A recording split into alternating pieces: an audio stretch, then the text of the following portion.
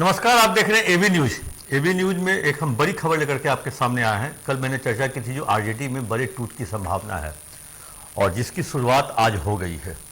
और श्याम रजक जो कद्दावर नेता हैं आरजेडी के, पहले भी आरजेडी में थे, बीच में चले गए थे कुछ दिनों के लिए जेडीयू, उन्होंने आज अपने पद से इस्तीफा दे दिया। राष्ट्रीय प्रधान महासचिव जो भी पद था और सभी प्राथमिक सदस्यों से उन्होंने इस्तीफा दे दिया है।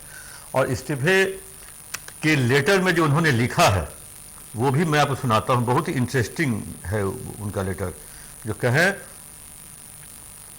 मैं शतरंज का शौकीन नहीं था इसलिए धोखा खा गया। आप मोहरे चल रहे थे, मैं रिश्तेदारी निभा रहा था। कहीं ना कहीं ये धोखा खाए हैं और बहुत ही आहत है और उनके पार्टी के आकाओं के मतलब रवैये से काफ़ी आहत है। और इनकी आहत है क्योंकि ये फुलवारी सीट से 6 बार से विधायक रहे। आरजेडी के काल में या लालू प्रसाद यादव के काल में या कहें जो नीतीश कुमार के शासनकाल में ये कैबिनेट मंत्री के दर्जा में थे और कैबिनेट मंत्री भी रहे। और कहें जो बिहार सरकार के कई विभागों में ये मंत्री रहे, खाद्य आपूर्ति रहे, ऊर्जा मंत्री रहे, उद्योग मंत्री रहे, कई तरह के ये मंत्रालय इन्होंने संभाला। ये फुलवारी से जीतते आते थे। ये ठीक चुनाव से पहले 20 में ये आते हैं जेडीयू से आरजेडी में। आरजेडी में भी उनका आने का एक कहानी है क्योंकि जिस विभाग के ये मंत्री थे, उद्योग विभाग के, उस विभाग के सचिव थे एस सिद्धार्थ। और एस सिद्धार्थ और इनके बीच में किसी मुद्दे को लेकर के मतलब बात नहीं बनी या पटरी नहीं खाया तो इन्होंने तुरंत आनंद फानन में इस्तीफा दे दिया। लोग अवाक रह गए जो आखिरकार ये इस्तीफा दिए और इस्तीफा देने के तुरंत बाद ये आरजेडी में चले आए। ठीक है, वो बात पुरानी हो गई, 20 की बात है, अभी 25 में चुनाव की तैयारी हो रही है। फिर यहाँ आए तो इनको लगा जो फुलवारी सीट इनको मिल जाएगा। फुलवारी सीट जो है वो गठबंधन के तहत, इंडी गठबंधन में माले लेफ्ट पार्टी है, उसमें माले के पास चली गई। माले ने वो सीट जीत ली। अब वो जीत गई तो वहाँ पे वो गोपाल रविदास हैं, वहाँ के एमएलए माले के हैं। वैसी स्थिति में क्या सिटिंग एमएलए के लिए या माले के हैं या आरजेडी के कहने पे भी माले तो नहीं छोड़ती वो सीट। वैसे में इनको लग रहा था जो इनकी नैया मझधार में है। इसके पहले इन्होंने समस्तीपुर का लगातार इनके फेसबुक पेज पे हम फॉलो करते थे, ये समस्तीपुर का दौरा बहुत करते थे। मतलब कहें जो 23 से स्टार्ट किया इन्होंने समस्तीपुर का दौरा।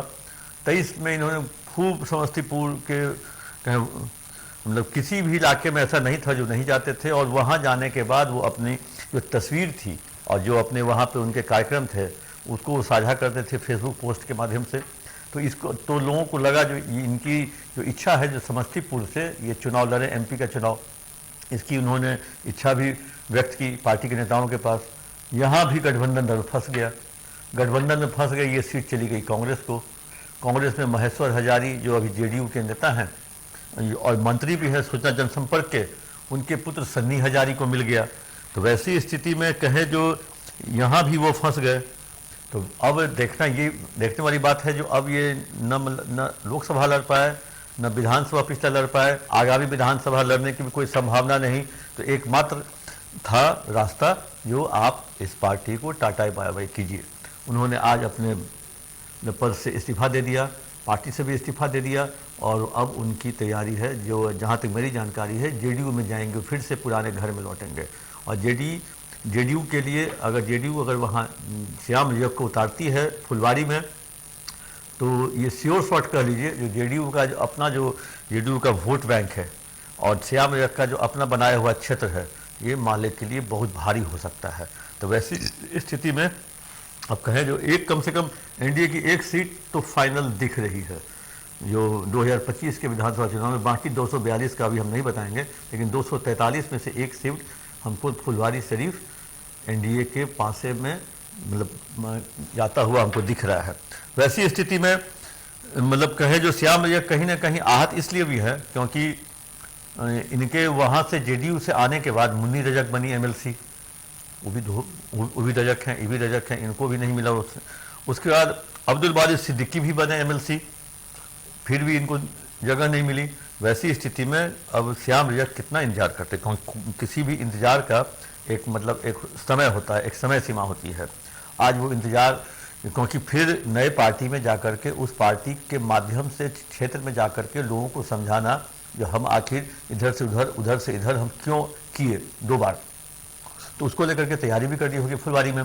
तो इस फुलवारी को लेकर के श्याम रजक जी ने इस्तीफा दे दिया है और सिलसिला ये अभी और जारी रहेगा, क्योंकि जिस हिसाब से तेजस्वी यादव पार्टी चला रहे हैं उस हिसाब से नहीं लगता है जो वहाँ बहुत सारे लोग सुखी भी हैं और खुशी भी हैं, ऐसा नहीं है।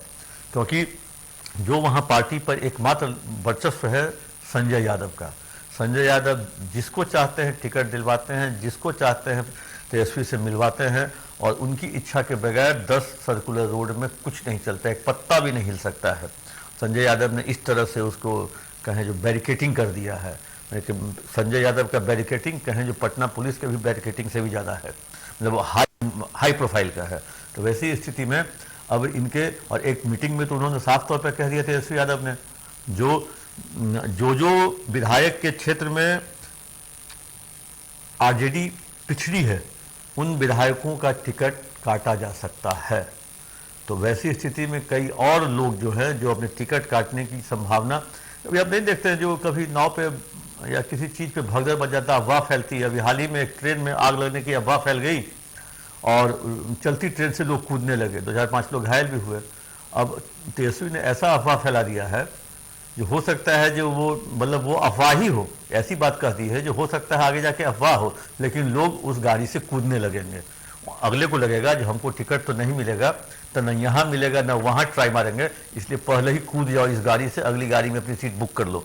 इसलिए हो सकता है तेजस्वी यादव का जो वो डराना था, साइकोलॉजिकल जो उन्होंने दिया एक तरह से थ्रेट, वो कहीं तेजस्वी यादव के लिए भारी न पड़ जाए। वैसे श्याम रजक के माध्यम से आज आरजेडी में टूट का सिलसिला शुरू हो गया और ये सिलसिला लगातार जारी रहेगा। हम आगे आने वाली सभी खबरों के साथ आपके साथ बने रहेंगे। तब तक के लिए दीजिए इजाज़त। कैसा लगा ये कार्यक्रम आप हमें ज़रूर अपना कमेंट दें।